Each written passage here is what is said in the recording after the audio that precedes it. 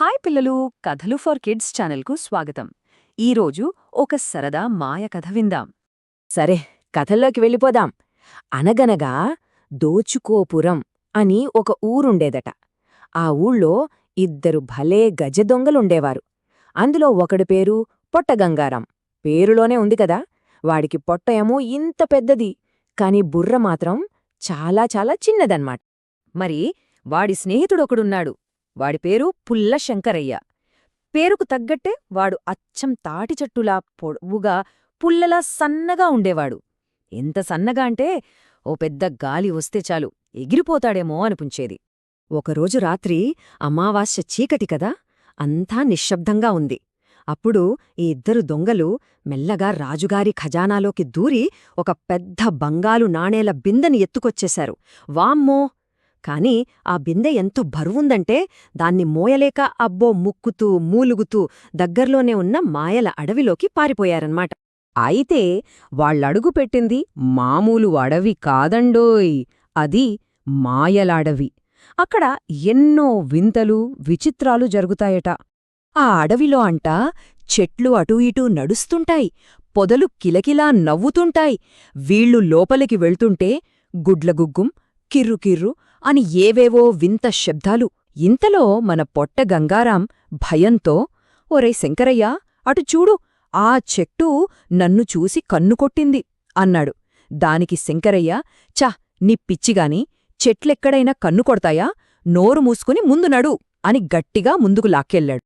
అలా అడవి మధ్యలోకి వెళ్ళి ఒక పెద్ద మర్రి చెట్టు కింద ఆ బరువైన బిందెను ధడ్ అని దించి హమ్మయ్య అని కూర్చున్నారు. కాని అప్పుడే వాళ్ల మధ్య అస్సలు గొడవ మొదలైంది. మన పొట్ట గంగారామంటున్నాడు, ఒరే, ఈ దొంగతనం ప్లానంతా వేసింది నేను, కాబట్టి బిందెలో పై సగం బంగారం నాకే కావాలి అన్నాడు. ఆ మాట వినగానే పుల్లశంకరయ్యకి కోపమొచ్చేసి, ఏయ్, అదేం కుదరదు, ఇంత బరువు మోసి నా నడుం విరిగింది, కాబట్టి నాణ్యాలన్నీ నావే అని గట్టిగా వాదించటం మొదలుపెట్టాడు. అంతే, ఇద్దరూ నాది నాది అంటూ ఆ బిందెను అటూ ఇటూ లాక్కోవడం మొదలుపెట్టారు. ఆ లాక్కోవడంలో పొట్టి గంగారాం బ్యాలెన్స్ తప్పి పొడవు శంకరయ్య మీద పడ్డాడు. ఇంకేముంది, ఇద్దరూ కలిసి ఒక బంటిలా దొర్లుకుంటూ దొర్లుకుంటూ వెళ్ళి అమ్మో అనుకునేలోపే ఒక ముళ్లపొదలో పడ్డారు. వాళ్ల చేతిలోంచి జారిన బంగారు బిందె టన్ టన్ టన్ అంటూ పక్కనే ఉన్న ఒక గొయ్యిలో పడిపోయింది. వీళ్ల ఈ పిచ్చి గొడవంతా పైనున్న చెట్టు మీద నుంచి ఒక ముసలి కోతి చూస్తోందనమాట. అది మెల్లగా తన కర్ర పట్టుకొని కిందకు దిగి వచ్చింది. ఆ కోతి చేతిలో కర్రతో నిలబడి, ఏండ్రా పిచ్చోల్లారా, ఈ మాయల అడవిలో బంగారం కోసమిలా కొట్టుకుంటే ఏమవుతుందో మీకు తెలుసా అని అడిగింది. దానికి మన గంగారాంకి కోపమొచ్చేసి, ఏయ్ ముసలకోతి, నువ్వు మాకు నీతులు చెప్పడం ఆపి ముందు దారి చూపించు అని అడిచాడు. ఆ మాటలకి కోతికి నవ్వొచ్చింది. ఓ, అలాగేనా, సరే అయితే ఆ గొయ్యిలో పడ్డ మీ బిందెను తెరిచి చూడండి, మీ కళ్ళకి ఏం కనిపిస్తే అదే మీ అదృష్టం అని చెప్పి చెప్పిందో లేదో అక్కడనుంచి ఫట్టుమని మాయమైపోయింది. కోతి అలా చెప్పి మాయమవ్వగానే ఈ దొంగలిద్దరికీ భలే ఆశ పుట్టింది. అంటే బంగారం మొత్తం మనకే దొరుకుతుందన్నమాట అని తెగ సంతోషపడిపోయారు. ఇంకేముంది, ఇద్దరూ కళ్లలో ఆశతో నోట్లో నీళ్లూరుతుంటే గొయ్యి దగ్గరకు పరుగెత్తారు. ఆహా, బంగారం మొత్తం మనదే అనుకుంటూ ఆ బిందె మూతను టప్పుమని తెరిచారు. కాని లోపల చూసి వాళ్ల గుండె ఆగిపోయినంత పనైంది. అయ్యబాబోయ్, అందులో ఒక్కటంటే ఒక్క బంగారు నాణ్యం కూడా లేదు. ఏముంది మరి, బిందె నిండా నల్లటి బరువైన బొగ్గురాళ్ళు అంతే.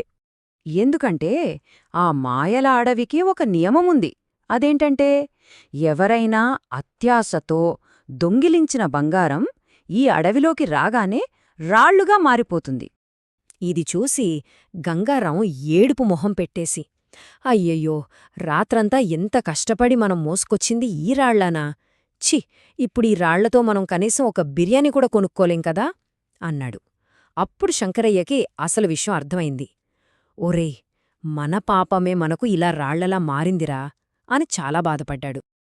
ఆ ఒక్క క్షణంలో ఇద్దరికీ తమ తప్పు పూర్తిగా తెలిసొచ్చింది. అంతే, వాళ్లు తమ జీవితాలను మార్చుకోవాలని గట్టిగా నిర్ణయించుకున్నారు. వెంటనే ఇద్దరూ ఆ రాళ్ల బిందెను అక్కడే వదిలేశారు. మనసులో ఇక జీవితంలో ఎప్పుడూ దొంగతనం చెయ్యం అని ఆ అడవి తల్లికి దండం పెట్టుకున్నారు. చూడండి వింత. వాళ్ళు ఎప్పుడైతే నిజాయితీగా బతకాలని నిర్ణయించుకున్నారో అప్పుడే అప్పటిదాకా కనిపించని దారి ఒకటి వాళ్ల ముందు ప్రత్యక్షమైంది. ఆ దారిలోంచి బయటపడి వాళ్ల ఊరికి వెళ్ళిపోయారు. ఆ రోజు నుండి ఇద్దరూ దొంగతనాలు పూర్తిగా మానేసి కష్టపడి అడవిలో కట్టెలు కొట్టి అమ్ముకుంటూ గౌరవంగా బతికారు. మోసం చేసి సంపాదించినది చివరికి రాళ్లలా మారిపోతుంది. కష్టపడి సంపాదించిందే నిజమైన బంగారం. ఇలాంటి సరదా నీతి కథల కోసం కథలు ఫర్ కిడ్స్ ఛానల్ను సబ్స్క్రైబ్ చేయండి.